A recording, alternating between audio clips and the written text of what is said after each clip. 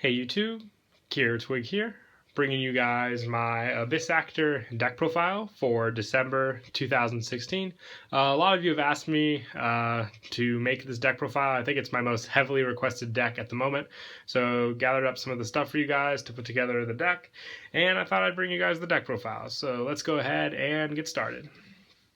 Now for the Abyss Actor deck, you do run a heavy Abyss Actor monster count because the point of them is to use their effects to gather the spell cards, which are the Abyss scripts, and benefit pendulum summoning with those scripts for different plays. So you run 3 Abyss Actor Superstar. His effects are, his pendulum effect is once per turn you can contribute 1 Abyss Actor monster, then target 1 Abyss script spell card from your graveyard, add it to your hand. So it's a recycle effect, and the monster effect is when normal or special summon, your opponent's spell and traps cannot be activated, and once per turn you can set 1 Abyss script spell card directly from your deck, but it is sent to the graveyard during the end phase. So with this card, you can basically, it's your heavy monster of the deck, and it's, I would say, basically the odd eyes of the deck. It allows you for search plays, very good power plays, can't be activated in response with this card, so you definitely got to run 3 of him. And I also run 3 Abyss Actor Evil Heal. He is the level 8 scale 1.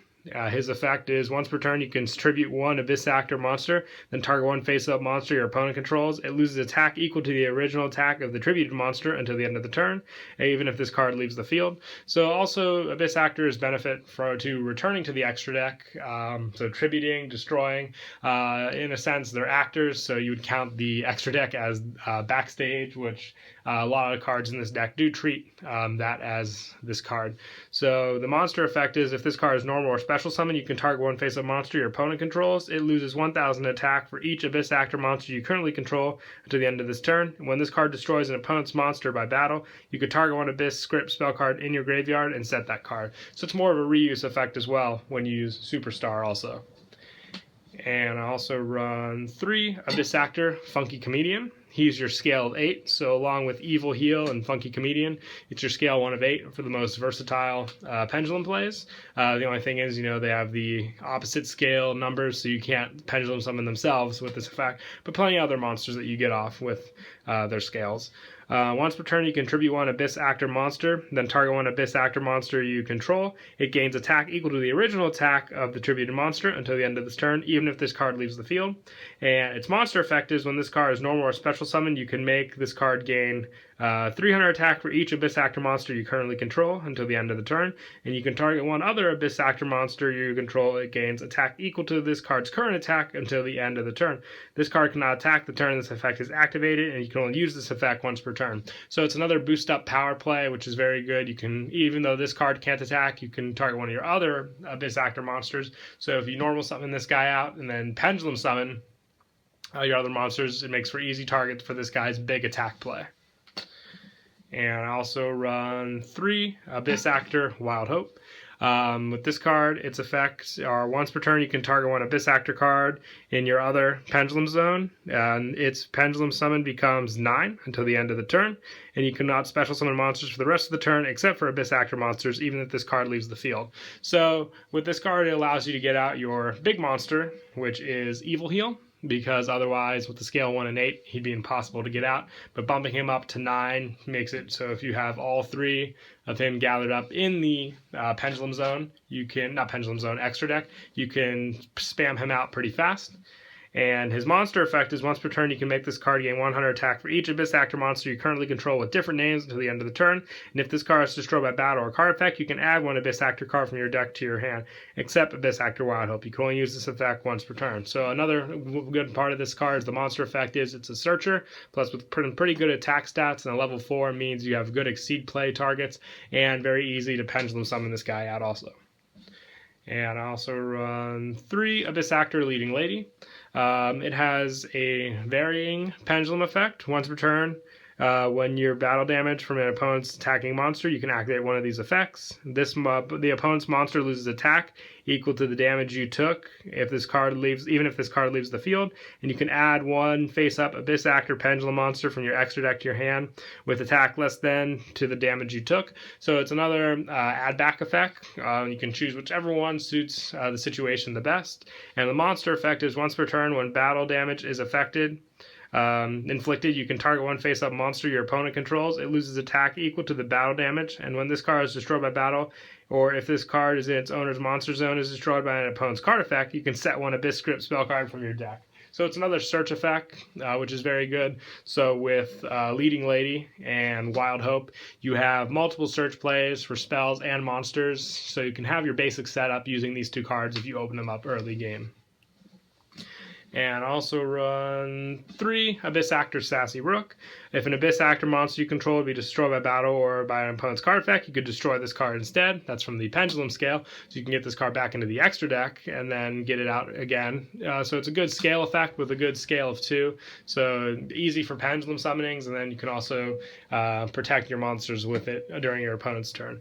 And the first time this card be destroyed by battle or card effect each turn, it is not destroyed. And if this card is destroyed by battle or its card's owner's monster zone is destroyed by an opponent's card effect, you could special summon one level 4 or lower Abyss Actor monster from your deck, except for Sassy Rook.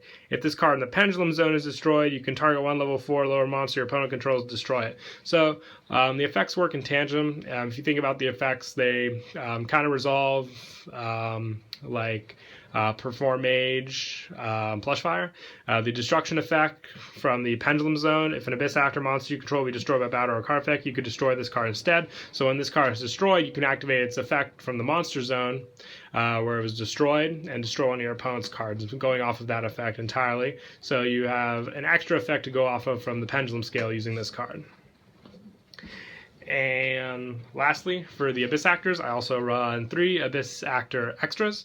Now, the thing about the Abyss Actor deck is I max 3 out of all the monsters just because they all work so well together. There's not one that I would have preferred at 2, just because maxing them out gives you your most balanced plays. You search them out so much, and you can just get the most out of each one if you know you're running 3.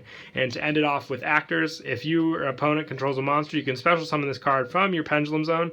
You can only use this effect once per turn, and the monster card effect is you contribute this card to place one Abyss Actor Pendulum monster from your deck into your Pendulum Zone.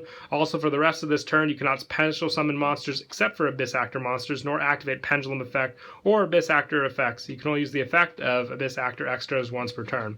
So it's another effect where it allows you to basically, for the rest of the turn, you cannot special summon or activate Pendulum effects of Abyss Actor monsters, but by doing this tribute effect, you can place one Abyss Actor Pendulum monster from your deck into your Pendulum Zone. So it helps you to complete the scale, which also speeds up things because early decks with Pendulums had the biggest problems of setting up the scales. But cards like Cliff Orts allowed you to complete the scale with an easy AP 800. This just has an tribute effect, so you can easily get the scale you need for the situation. And I also run 1 Luster Pendulum, the Draco Slayer. I like this card just for the Draco plays. Just run 1 of it. It's the only support of the Dracos I run in the deck. Not a dead draw if I get him because I can mill through other Abyss Actors, putting them in the extra deck for other searches. And you can also use him for his Ignister plays and Fusion and Magister plays also. And I also run 2 Archfiend Eccentrics to finish off the monsters. I liked her in the deck instead of Twin Twisters or a Mystical Space Typhoon, basically because make more use of her. I didn't want to send my Abyss Actors to the graveyard, and MST wasn't as beneficial as placing the Pendulum scale, destroy, Pendulum summon back, and pop a monster. I can make more use of her with that than just a plain old MST. And now that's it for the monster card effects. We'll move on to spells. I run 3 Abyss Script, Rise of Abyss King. You can target face-up cards on the field up to the number of attack position Abyss Actor monsters with different names you control and destroy them. If you control level 7 or higher Abyss Actor monster, your opponent cannot activate card or effects in response to this card's activation. And if this set card in your owner's control is destroyed by an opponent's card effect, and you have a face-up Abyss Actor Pendulum monster in your extra deck, you can add up to 2 Abyss Actor cards and or Abyss Script spell cards with different names from your deck to your hand. So you can set up your pendulum scale very nicely by adding the cards you need with this, or even the monsters you want if your opponent destroys it, so it's a good fake set to play. And the fact that you can destroy monsters with, the wide variety of Abyss Actor monsters you play, and also they can't activate anything in response as long as you have a big one, makes it a must-have 3 in the deck. And I also run 2 Dragon's Lair. You target one Abyss Actor monster you control. If it destroys your opponent's monster by battle this turn, your opponent banishes 3 monsters from their extra deck, their choice. And if this set card in its owner's control is destroyed by an opponent's card effect, and you have a face-up Abyss Actor Pendulum monster in your extra deck, you can look at your opponent's extra deck and also banish 1 monster from their extra deck. You can only use this effect once per turn. So the fact that you can get rid of monsters from your opponent's extra deck is really amazing. If not the pendulum monsters, you can get rid of other extra deck monsters. It's just really good, and the fact that you can look at your opponent's extra deck means you can pick out something that you know will be a hassle for you later in the game. And I also run 1 Abyss Script Opening Ceremony. I did want to run 2 of this just because I do like the effect that allows you to draw up to 5 cards, and you also gain life points. But the draw 5 card thing was a little more, impressive to me. And also the destruction effect when it's destroyed, if you have a face up in your extra deck, you draw up to 5 cards. That's really awesome. It replenishes your hand for an easy way to get rid of. If you just bait out your opponent with these, they're going to want to hit them with some effects, and you'll get off amazing effects in return because of it. And I also run 3 Lurid Darkness. They're all dark monsters, the Abyss Actors, which means you can make great use of this card. I know I said for Twin Twisters I didn't like discarding the card, but draw power is another story in total. Getting more cards you need by getting rid of ones that aren't as necessary is very important in the deck. Plus 1 for 1, just because I run 2 of the Abyss Actors that are level 1s. Easy to get them out of the field with this. 1 Regeki to clear my opponent's monster board. And for traps, I run 3 Abyss Actor backstage.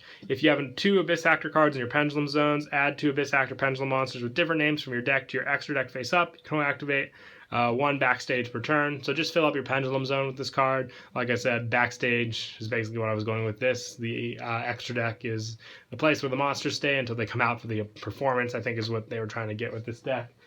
So setting up easy extra deck plays.